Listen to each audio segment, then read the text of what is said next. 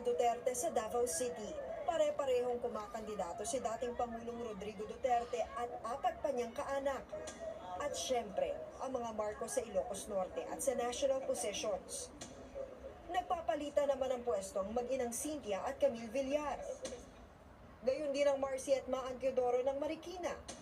Sa Batangas naman, ang mag-iinang Vilma Santos Recto, Luis Manzano at Ryan Recto ang gustong magkaposisyon at marami pang iba.